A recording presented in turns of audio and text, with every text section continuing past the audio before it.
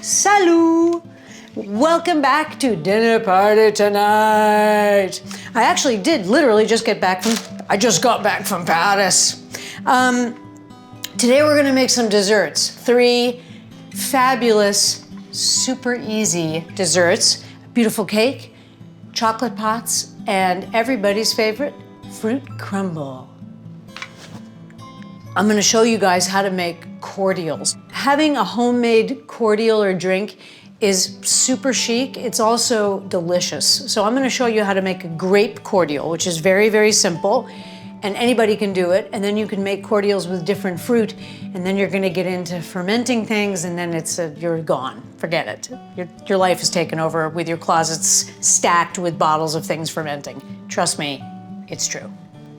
So let's make a beautiful, fancy, prissy little cake that's actually based on the recipe for what's called a bûche de Noël, which means Christmas log. You know those cakes that look like trees that you eat at Christmas? They're like a log with like meringue mushrooms. So this is that cake reinterpreted for spring. So it's kind of a bûche de printemps, if you want.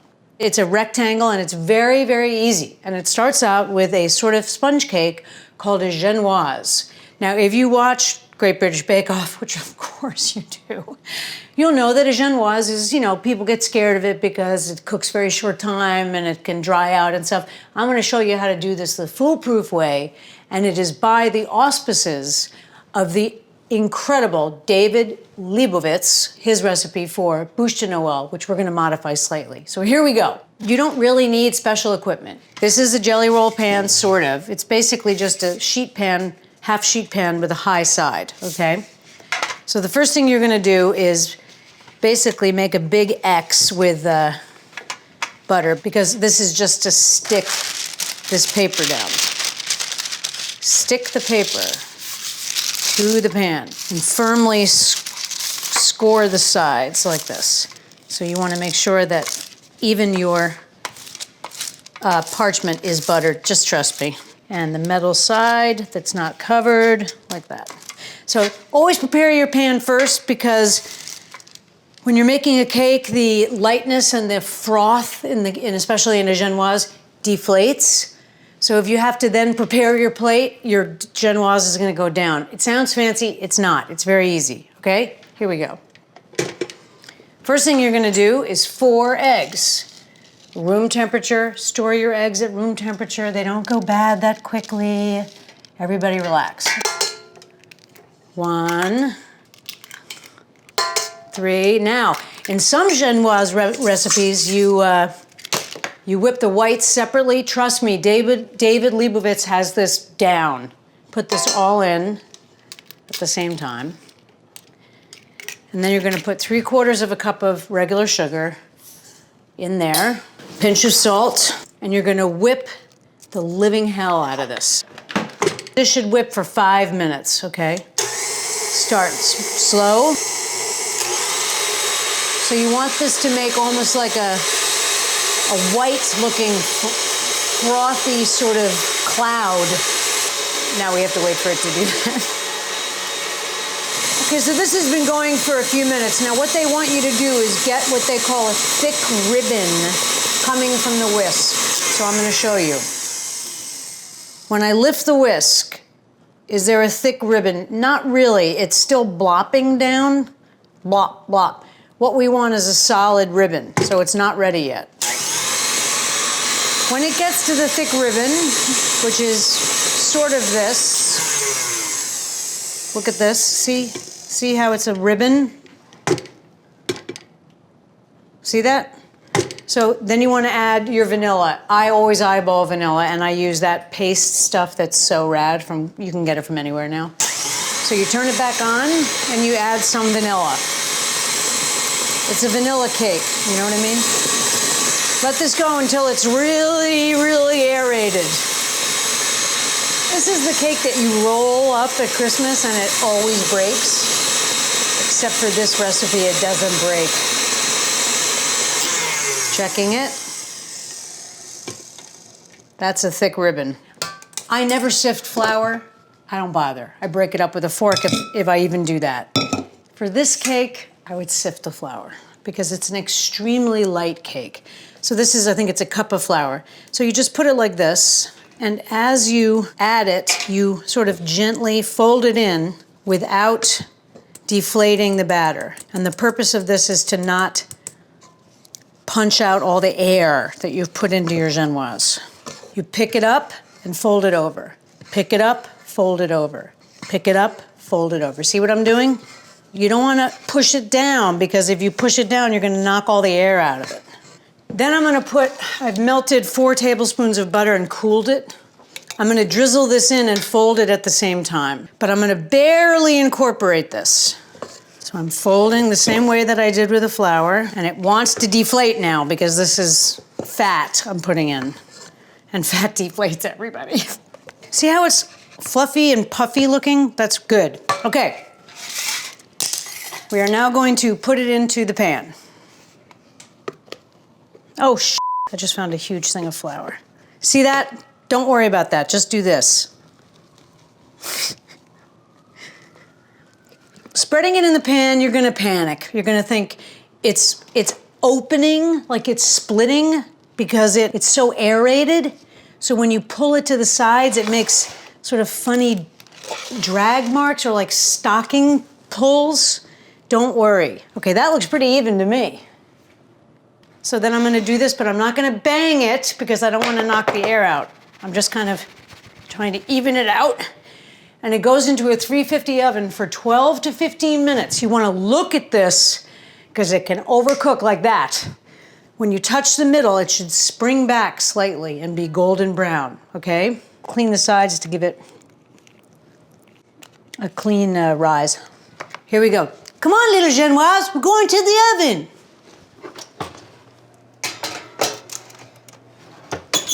If you have convection, I wouldn't use convection for a Genoise because it blows the top of the cake and the cake is so light that it can move the cake. Don't use convection, use traditional baking method for this. I'm gonna take this out and cool it on a rack for around 5 minutes. So, let me just show you this, look. When I touch it, it returns. I'm gonna set this on a rack, like that. Perfect Genoise. So we're gonna make the filling. It's similar to the bouche de Noël, but it's more spring-like. We're gonna use ricotta, mascarpone, sweet cherries, and chocolate. And the chocolate I'm gonna use is this world-class Italian chocolate. And the cute thing is, one of my best friends in the world, David, I told him, don't give me flowers for Valentine's Day because I had a lot of flowers in my house for some reason at that time. So he researched the finest cooking chocolate in the world and didn't give me like some box of chocolates. He gave me 3 bags of this chocolate. It's just the cutest thing in the world. It's also excellent chocolate. Sometimes I come downstairs when I'm watching TV and I just take a handful of chocolate like this upstairs. So I'm looking at my cake, and this is gonna be crunched up chocolate flecked throughout the filling. And then by Grapthar's hammer, I'm gonna smash it. So what the filling consists of is ricotta. I'm gonna mash it with my fork like this, okay? To make it extra delicious, I'm going to add mascarpone, which is creamier than ricotta. So I'm gonna put probably half of that in there. And mix it up. Voila. Dump chocolate. So it's already starting to look amazing, correct? Yeah. There you go, finally. I'm gonna use these Italian cherries that we use a lot on dinner party tonight. They're called Amarena, like the great Elton John song. I'm not gonna chop them because they're fabulous whole in this cake. You can chop these. Don't worry about the syrup because a little pink icing is cute because it's a bouche de printemps, which means spring log, but it's actually a spring rectangle. Spring raft, that's what we'll call it. Mix that up. Now don't worry, it feels a little bit loose, but don't worry, it firms right up. And even though Reggie doesn't approve. This cake has to go in the refrigerator, Reggie. Okay. Put some sugar, basically taste it. How much sugar does it need? You know.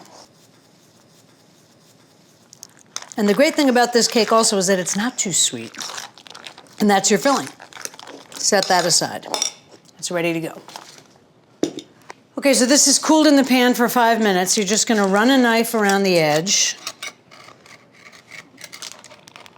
And you see that the edge that didn't have the paper is a little problematic. And then you have the most terrifying part, which is you're going to flip this onto this. Do not fear, for I am here to protect thee. So never panic. Then you're gonna gently lift this paper. Now this Christmas, when I made this, I had to make it twice because basically it was a chocolate omelet. This one is perfect. I'm gonna leave that for a little bit. So we're gonna make simple syrup, which is a 1-to-1 ratio. Cup of sugar, cup of water. And basically, all you're gonna do is melt this sugar in the water, and that's simple syrup. So you just let it melt, and it'll go clear when the sugar's melted. So you have that choice, right? Or you can buy it in a bottle, okay? This is an expensive cocktail-y one.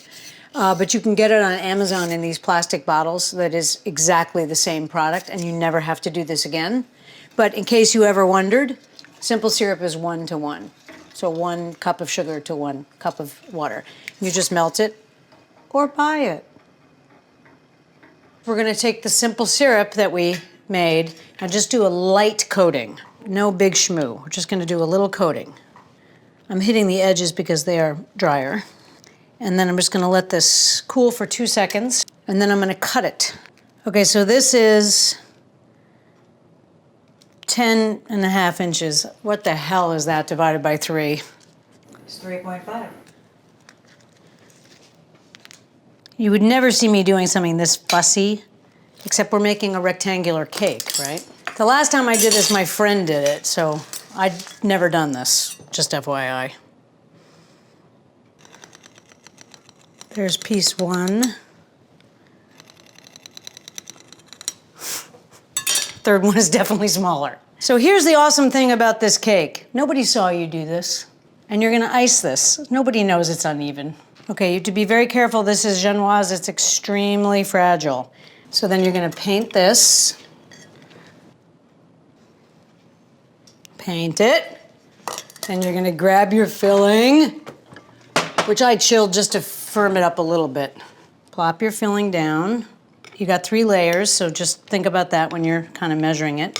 And then spread this. Try to get it out to the edges. Remember, you're gonna clean your plate, so don't worry if anything falls. Out to the edge, out to the edge. Layer 2, paint it. Filling, looks professional style. Okay, it's painted this side. I'm gonna try and flip this one so I get the firm top. Whoa. Oh, she's good. See the little mistake? That this side didn't rise as high, so we're gonna fix that like this by putting in more icing. Now nobody knows. And we're gonna paint the top. And then I'm gonna kind of do that so that we have a kind of a clean edge. And then I'm gonna cut this part off so that we have an even cake. Let's clean our plate.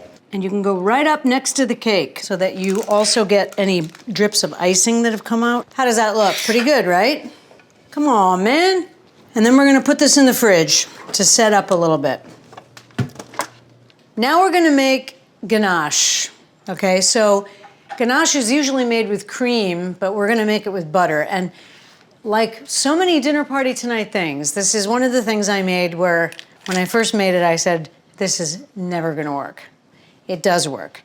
So you're gonna melt chocolate over a bain-marie. I was in this cookware store in Paris, and there was this hideous American tourist there who was saying, I need a bain-marie. I need a bain-marie. Do you have any bain-maries? And it's kind of like going to NASA and saying like, I need a helmet like the spacemen wear. You know, like it was so embarrassing and retarded. But that cookware store is amazing. It's called E. Delaran. So I put a 1/4 cup of warm water in your bain-marie. Do you have any bain-maries?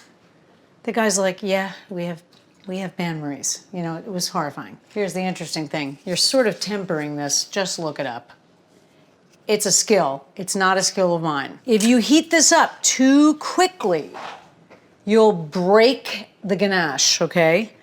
It'll split, which means that the fat, the cocoa butter, will separate, which is what you don't want. So you want to do this very sort of evenly over your bain-marie.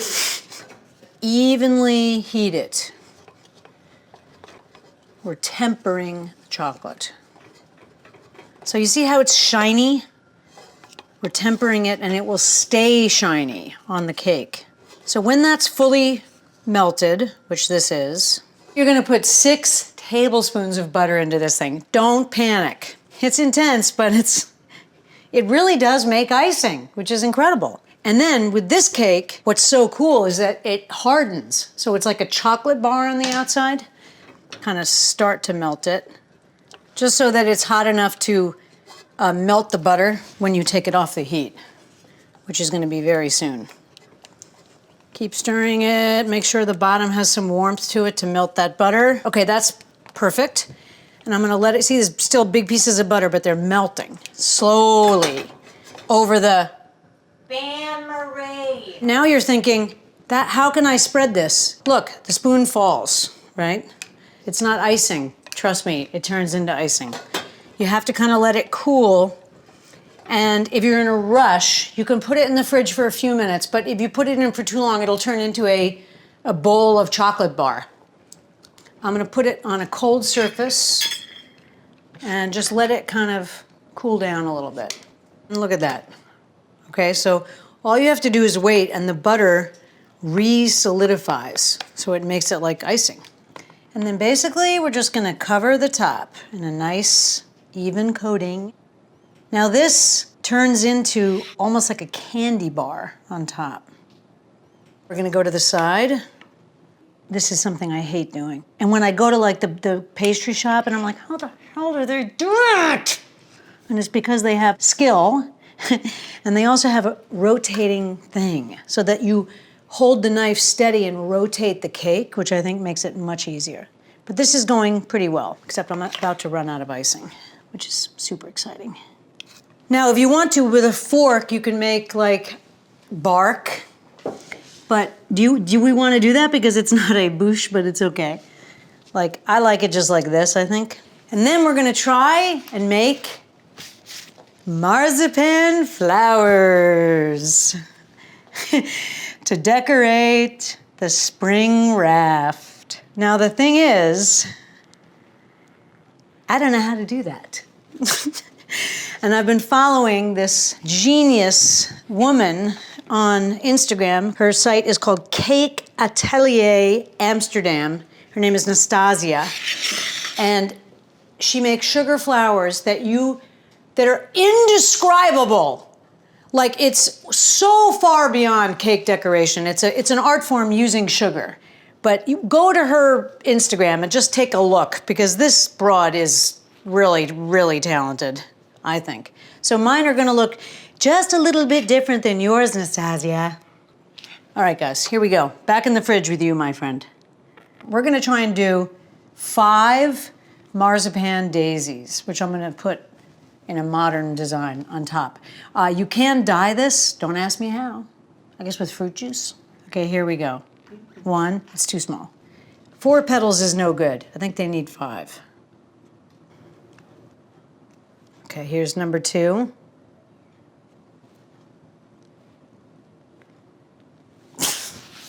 It's like if you could see this lady's, compared to this, you would die. But I think it's gonna look cute on the cake. I think you're supposed to do this, I don't know, to keep them dry or something? I don't know. At Christmas, you're supposed to make little mushrooms, and mushrooms are traditional, and little dudes and stuff that walk all over the cake. Do you think I'm ever gonna get my stuff out of customs? I bought the most beautiful cookware at the cookware store with Charlotte, my guide. All right, I made 5. Let's take a look. Dopey, Fatty, Skirball, Nibbits, and I think you know who that is. Eddie Piscranchi. I'm gonna do a little dusting of springtime snow, which is apparently not so unusual in New York State this year. And Regina, I know, objects, but this makes a very beautiful sort of design on your cake. And then later we're gonna stick the flowers on in another design. So I'm just gonna do a very light sprinkling, like it's like a little bit of snow on the side of the raft. Not so terrible, Reggie, right? No, looks cute. All right, there you go. I'm gonna stick these on. I think I'm gonna go like this, maybe? I don't know, right? Doesn't look so terrible to me. Come on, man! Give me a break! That's beautiful! I think the flowers in that color look beautiful. So there you go, spring raft, or spring plank, or fancy cake. Don't forget, inside there's ricotta, mascarpone, sweet cherries, and chocolate chips, and marzipan flowers, which you can leave out if you'd like, and a ganache icing. Now this is a cake that people will not forget. By Graptar's Hammer, we want to congratulate the photo contest winners.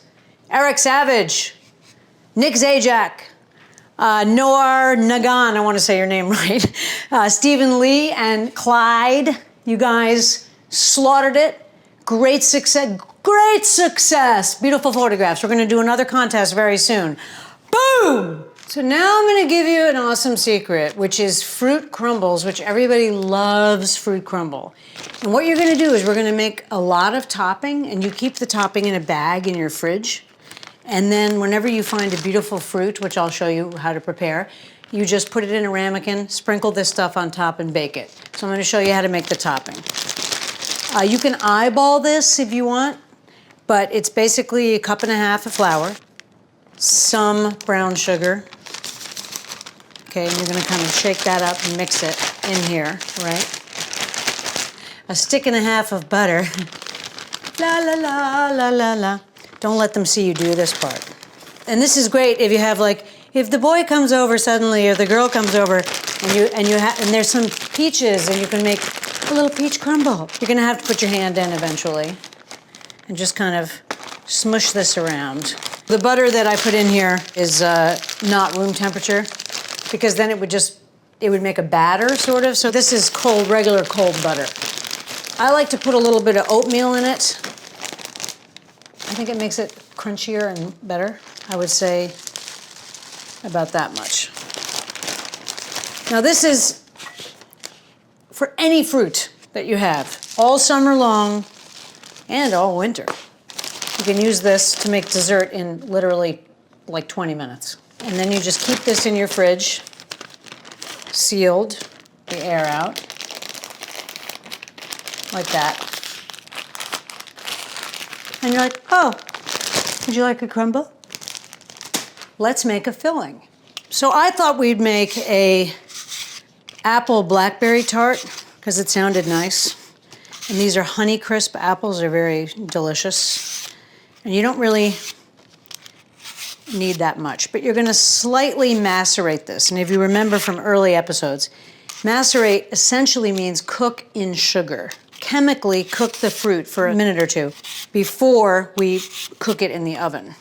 Cut this. It's the wrong knife, but that's okay. And you can use any fruit. I wouldn't use anything that really sweats, like melon or peaches, just don't put all the juice that you're gonna get in the bowl, because they're very liquidy. So I'm just gonna make sort of like thin slices. So the thing about using apples is that they brown. You remember that it's the same chemical that's in self-tanner that makes apples brown. So you want to throw that in there, in your bowl, okay? Then you want to put some lemon juice on there because it'll brown otherwise. This is totally eyeballed, all right? A little bit of lemon juice. And I have some cleaned blackberries that I'm going to combine with the apples. Like this, and then I'm going to pour sugar all over it. So leave that for a little bit, 10 minutes, 20 minutes. This you can do while the guy is sitting right there. You can just cut this up, macerate it, and have this in the fridge, and then you're going to assemble it and bake it. It's very easy. If you want to do this country style, you just pour the fruit in the thing. We're going to make it a teeny bit fancier. I'm just going to very lightly butter these for no reason, because we're not making a pie. Suggestion, put them in a sheet pan because they can bubble over and destroy your kitchen. I don't know if I have enough to make 4, so I'm gonna leave that one. In the meantime, when nobody was looking, I poured some of that vanilla paste in here also. Take my apples and I'm just gonna cover the bottom neatly instead of just jumbling them in, which I normally would do. And you can do this on the fly, trust me. I mean, I've made it in literally 10 minutes. People put cinnamon, nutmeg in the filling thing. I don't. I think it's a lovely kind of summer dessert. I don't know. In the winter you can do that. Here we go. When you take it out, you want to try and get equal amounts of butter on each one. Don't leave butter in the pan, whatever you do. And equal amounts of flour. You don't want too much butter. So think of a crumble. What does a crumble look like? The top is covered in a crunchy crust, right? So you want to make it look like that, but raw. Nothing worse than an under-crumbled crumble. I'm just going to put a teeny bit of salt, like Salt Bae. That guy drives me nuts. Why is he famous? I don't understand that. These are going to go into a 375 oven for visual timing. You're going to look at it. When it's bubbling and that's brown, it's ready to take it out. Here we go. Goodbye, little crumbles. Have a good time in the oven.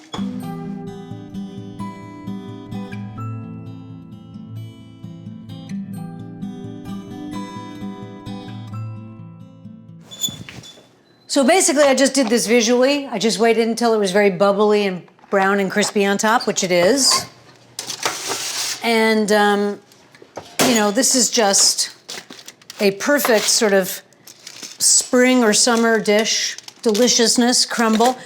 As I said, you can keep the topping in the fridge and use it for any fruit you have on hand. Peaches, but drain the juice, apples, anything you'd like. You know, this is something you can do on the spot, on the fly, and it takes a very, very short amount of time. Fruit crumble. Oh yeah, it's not a fumble to make a crumble. Do you tolerate me, Leonard? Yeah, you're such a good boy. How can I make your life better? Oh, what a surprise. Nobody called. Do you want to make a really good dessert that is foolproof? And I mean foolproof. Jamie Oliver, kind of love him, kind of hate him. But this recipe is absolutely fabulous. And I'm not kidding you. Chocolate pots. 2 things I would advise. Before you start making chocolate pots, boil some water, which is that faint sound that you hear. Because you're going to bake the pots essentially in standing water for even heating, you'll see. So keep some water almost boiling. The first thing you're gonna do is melt about 10.5 ounces or so. Our scale was broken, so we kind of eyeballed it. You're gonna melt this over a bain-marie. Do you have a bain-marie? So here we go. Voila. Just gonna keep that sort of gently melting, and it'll go quicker than you think. It's already melting. They tell you the water shouldn't touch the bottom of the bowl. If it does, it's okay. But you just want to keep it slow. Because if you heat chocolate very shockingly, It'll separate the cocoa butter, so you don't want that. So I'm gonna leave this to melt. It's already going. Ay, ay, ay, nuclear. I'm gonna turn this down because the water was boiling, which means it was probably touching the bottom of the bowl. Chocolate pots, they're the kind of chocolate that we like to eat, we like it hot. Chocolate pot. Okay, so you wanna add around 7 ounces of butter as you're melting the chocolate, and it'll make an even more luxurious thing. You know, you don't want people to see you putting 7 ounces of butter in something because they're gonna go, I can't eat that, it's too fat. Well, dessert is a dessert. You don't eat 25 desserts, you eat 1 dessert. Okay? Do you know what was recently happened on April 4th? Was one of my great heroes, Samuel Pepys, the diarist from the mid-1600s, famous for chronicling the Great Fire of London and the plague, the second round of the plague, had a bladder stone, which is essentially a kidney stone. When people say they have kidney stones, they usually mean a bladder stone, but anyway. He had a bladder stone, which we hear is the worst pain that a man can feel because of women have childbirth. So they say bladder stones are unreal. So he had a bladder stone in 16-something, and he had the bladder stone removed in the most gruesome way, okay? And many people, of course, died having their bladder stones removed. If you could see, you can go and see the chair where they did it. And he survived. And so for the rest of his life, he celebrated the stone feast. And he would have a big dinner party every year on the stone feast, which I believe is the 3rd, but it could be the 4th. I have it. I celebrated it, but I just can't remember if it was yesterday or the day before. So this is melting beautifully. Samuel Pepys. Read the abridged version if you want, but if you want a chronicle of sort of like post-Elizabethan, like he went to see Shakespeare plays very close, but in an interesting distance from actual Shakespeare man. So we see sort of the first modern interpretation of Shakespeare in Pepys's time. It's kind of fascinating. Also what they ate, and he's obsessed with farting, which is absolutely fabulous. All right. I'm gonna take this off. And I'm gonna put it straight on the marble. And I'm gonna let this cool just a little bit. It's just absolutely stunning, high quality chocolate. Now I took about 1 1/3, scale's broken, cups of sugar, and I'm going to add to them 5 œufs, 5 œufs. When I was in France, because I was with my friend Madeline, who's 13, they let me speak French more because they didn't want to embarrass me in front of the kid. It was awesome. So I got to speak a little bit of French. Here's egg 1. Premier œuf. Deuxième œuf. Ah! Au revoir, Pee-wee. 2 eggs. Let me tell you something. Your friends will crap themselves when you serve this. It's like literally a child could make this. 3, 4. Try to buy pastured eggs if you can, and if you can't, obviously buy free-range eggs.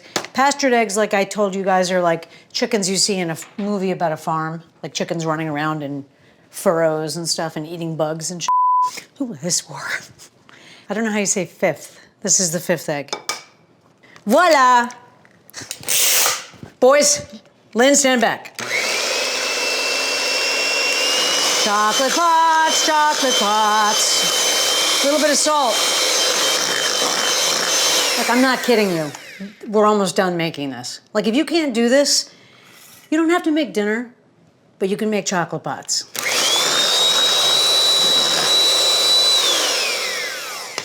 Okay, thick and frothy, which is exactly what we have. This is cooled a little bit. It's not a precious recipe. That's the other amazing thing. You just don't want this to cook the eggs when you pour it in. So you're gonna keep this on low, okay? And you're gonna go like this.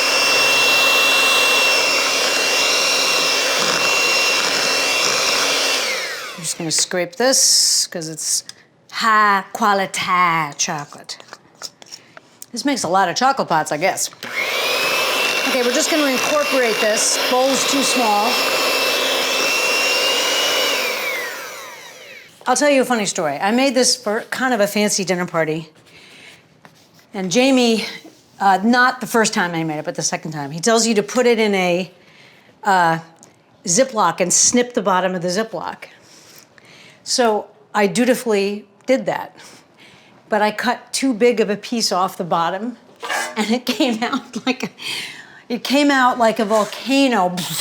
Came out of the bottom of the pot. Oh my God, that was a nightmare. Okay, you want to take a little pan like this and put your ramekins in the pan.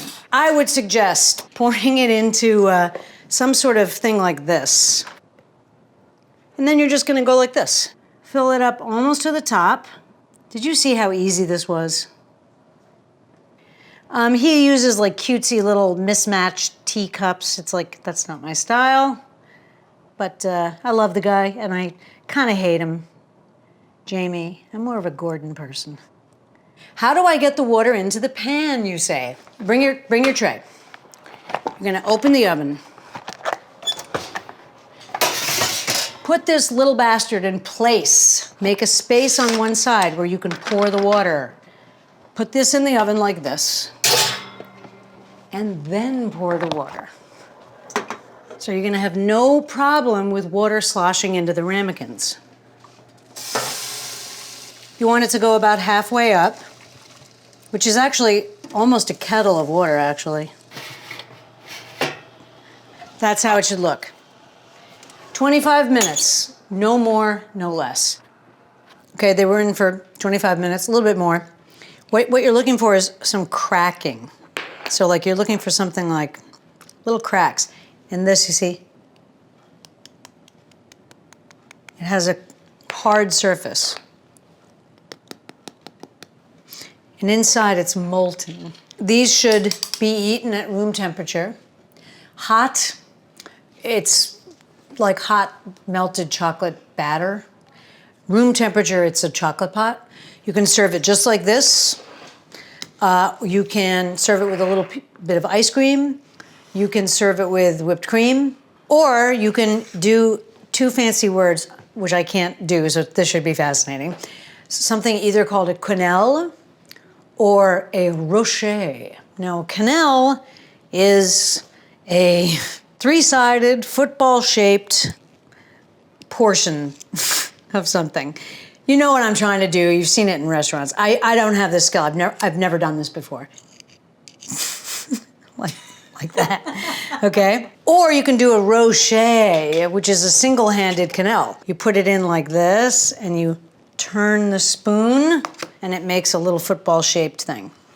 Or you can just put a teaspoonful of creme fraiche on it. They'll never forget it. I would use creme fraiche because it's slightly sour, and this is sweet dessert. And you want to kind of foil it with a little something bitter. Jamie uses a clementine syrup. I mean, it's a nice idea, but I don't know how you can put syrup on this thing. He basically punches a hole in it, like sort of like that hole, and he makes this orange syrup and pours it in. It just seems like, but you can do whatever you'd like. You can serve it however you'd like. I like it with nothing or something a little bit piquant or, tight. Chocolate pots, attempt it. You will succeed. It is flawless, and it never, ever goes wrong. And I'm not lying to you. This is foolproof. Chocolate pot. Why not? Let's do something fun, okay? Let's make a cordial. Now, we made 44 a long time ago, but now I'm going to show you how to make a fruit cordial, or sometimes called a melomel, or it's really a cordial. We're going to use these grapes, and I washed them because I shall die from eating an unwashed grape. And I'm going to just literally take the grapes like this and put them in this jar. The white on a grape, you see this white? That's called must, okay? Grape must is made of yeast. So this drink ferments on its own for a little bit before you add hard liquor. Unlike beer, which Nicholas makes, or mead, which is honey wine, which we'll talk about also. This ferments using its own yeast or wild yeast, okay? If they crush in your hand, that's fine. You can also slice a couple of them if you want instant juice, or you can just break a couple. So you keep on throwing these in, no more than halfway up the side of your vessel. So we're gonna call this drink Precious, based on the novel Push by Sapphire, because these are sapphire grapes. So these are the stems. Some people who are a little more experienced than me would add this because it has a certain flavor, but that's a little advanced for me, and I'm not sure how to make it not bitter and stuff, so I don't add this. So basically you have this container, and you're going to do a maceration of these the same way we've done in so many recipes together. So you're gonna take quite a lot of sugar, and this is food for the yeast that lives on the grape. And you're gonna give it enough food that it looks like you're macerating it, just like it's like a candied grape. So make sure that they're all covered. Now you see, look, there's a little stem. And with a baby grape, I'm gonna go ahead and leave that in. This is the simplest cordial you can make. Don't be afraid, do this. It's so chic to have this homemade stuff, okay? But we wanna prevent yeast that's in the air, and there's a lot of yeast in the air, natural yeast, okay? We wanna keep that from entering our brew because it'll change it. So we're gonna use a completely penetrable barrier. So this is essentially nonsense, but this is how you do it. You're gonna take cheesecloth or a thin dishcloth, and you're going to put a top on it so that it can breathe, because the most important thing right now is that it get air. So the simple rule is no air, vinegar, air, alcohol. So I'm covering it with cheesecloth inefficiently. This is the hard part. You're gonna leave this for at least a week. The sugar is gonna break down the grapes, and the yeast on the grape, the must, is going to feed on the grape juice and poo alcohol. Okay, that's what it is. It's a bacteria, and it defecates booze. You'll get something that looks a little bit like this, which I have because of the magic of television. So you'll see how there's a lot of liquid in here, all right? And if you look closely, you can see right there, that's fermentation. So this is just starting to ferment. This smells slightly fermented. You'll know, okay? But if you don't want to do the fermentation, wait for it to get like this, and then fill your vessel with vodka and close it. Take the cheesecloth off and close it. The vodka will essentially kill the yeast. However, briefly said, sometimes it will start to ferment again, even with the vodka. And what can happen, and has happened to Nicholas and Hightow, is that your vessel will explode, if that happens. So what you want to do occasionally, even if you've already put in the hard liquor, is open it every now and again, and if it goes when you open it, it means it's fermented again, and just leave it slightly open until it stops. The vodka we recommend is Tito's, made in America. So basically, the process is wash your fruit, put it in the jar, cover it in sugar so it looks like this. Leave it for a couple weeks until it makes this liquid, which it will do.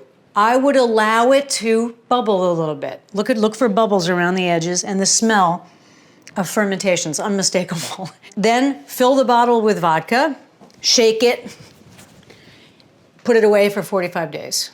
So it's really 90 days plus 2 weeks, right? 45 days later, take the fruit out, then you take the liquid, you can leave it that way, it'll be slightly cloudy, or you can strain it through coffee filters, or you can buy a filter machine, and then you put it in the bottles that you're gonna use to store it, which is called racking, which comes from the term racking, putting it in a rack. That's the whole secret to making a cordial. I will show you a finished cordial. So this is a filtered, finished, homemade cordial. Look at that. So it's a wonderful thing to have on your cordial tray after dinner. Would you like some Balvenie, some Fernet Branca, some Vicinato that I made, Precious based on the novel Push by Sapphire, whatever you'd like. So I highly recommend making your own cordial.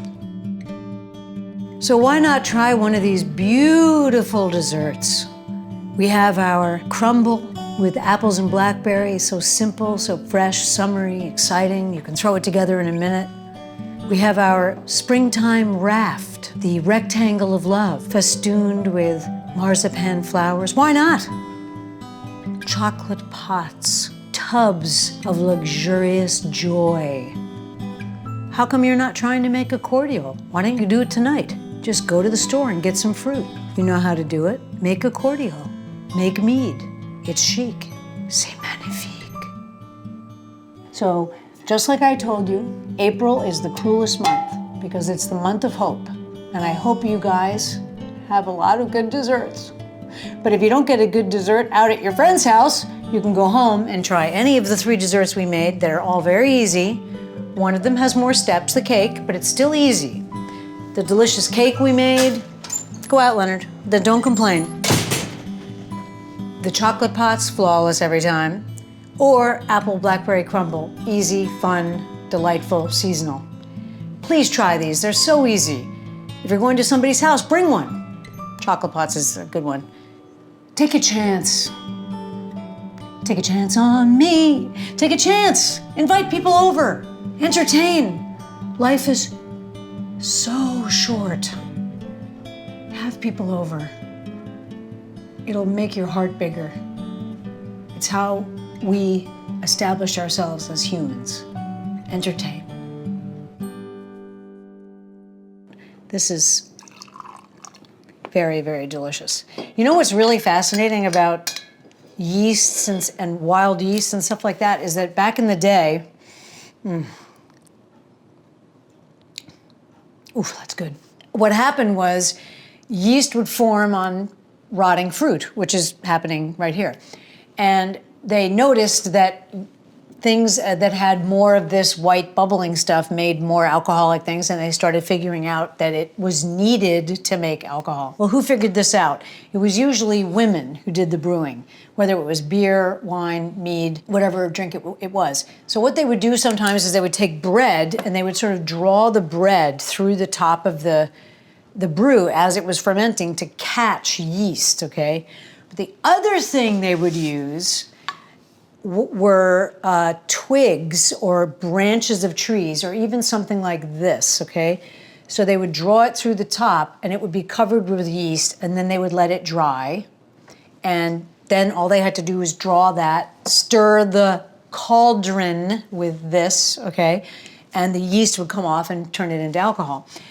So then they found a much better tool, which was brooms, because they had multiple sticks. So they had brewer brooms, which were essentially brooms made specifically to catch yeast.